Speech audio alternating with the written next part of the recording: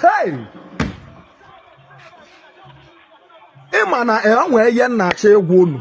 Onye ọbụla ndị ilo na-achụ Adama.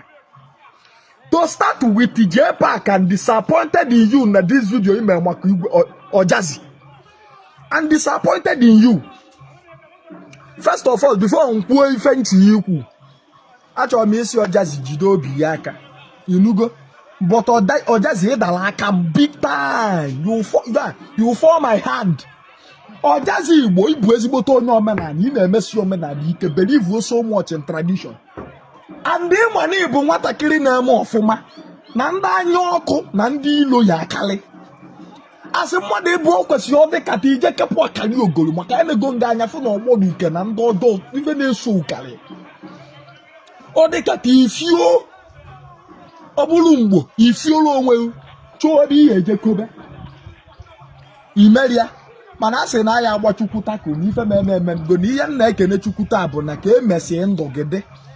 I'm happy. I'm praying for long life and prosperity ebe no man kan ka me ọma mmezi e mara ife Chukwu ji ewe bupu na okay. Then let me come to you J Park. J Park sometimes ị na-ekwu okwu ka okenye. Mmadụ nwere accident ị ga-apụtagodu bele egodo onye a sigodi e sorry. Ibi hapụ accident onwe. Tibu ojikwa wee je na-eti Igbo. Chiotebe Igbo tetia. Ojikwa wee ti n'aka Igwe Credo pụa. Je si Igwe Credo George wee bụ na mgbe nwa nọ n'aka Igwe Credo nọ na Igwe Credo nye ya ego oje nwa anwụrụ obuo nwa oyi expensive cloth onye abụ your problem.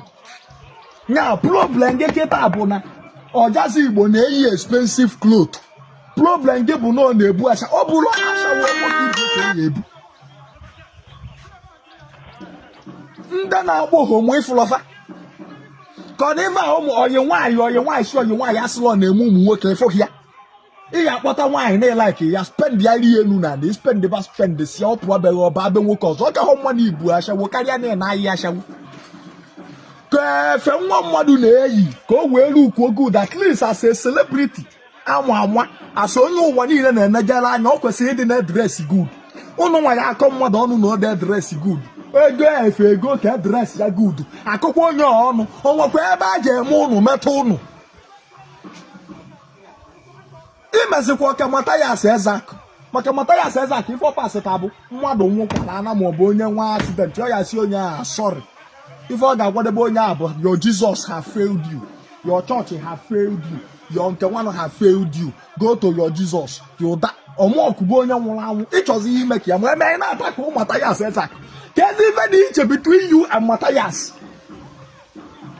Si godu nwatakịrị mere ife sorry ife mee sorry ịmana si na eburu ozu onye ọzọ n'isi ọ dịka ebu ukwu nkụ ọ maka na onye nke gị soro n'ime da moto ị na-achọ ịgwa m na ọ bụ na nwanne gị nọ n'ime da moto wee nwee that kind of accident ihe eme ụdị vidio a ekwu aka ka iburu gị ụzọ drọpụ vidio gbarugodu views so libere ego fefu ọ ka ọ bụrụ na ime vidio gbaru views bụ igwe mo bele godo ụlọ the boy ipele sizigharị onwe ife itu egwu ya gwu ya.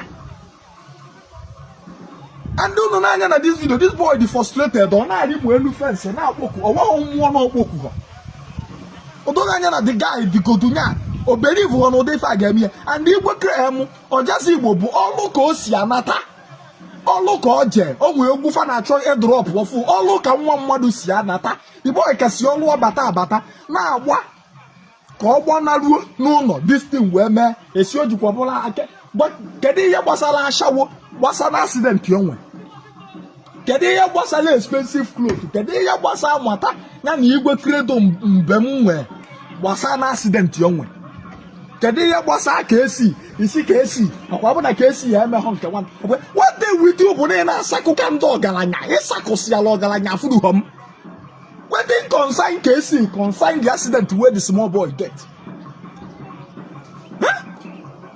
Go straight to the point say the boy sorry pta ye nwee just feel go do pain no nwanne gị nwoke ka ife me isi kcee sekwa ebiagodi itu ka kcee kpọọ ya ezigbo mmadụ ka EMONEY fa nwaanyị ibu ezigbo mmadụ moto nwata na afụfụ mba kcee enwenube accident onwebe anybody in his family member na onye dị above accident Nobody is above accident. Anybody can have accident in this life. On a man, accident, and that accident. It can happen at any time. Accident, even a more noble, one and dead the back or each.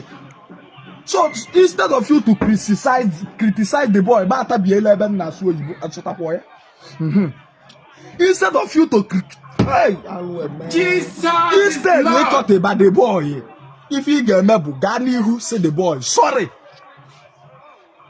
Just tell him sorry. Nobody knows tomorrow. If I was watching you, Ojazzy Igbo, EMONEY nwere enemy. Nke a mee gị na I pray to God that moto ka nke a ga-abịakwute you. Mana ọbịa malụ na inwe ndị ilo. Ada agba aka achụ ife na-ata alụ. Odogwu na-akwado. Ntị ya dịkwa. Very good. And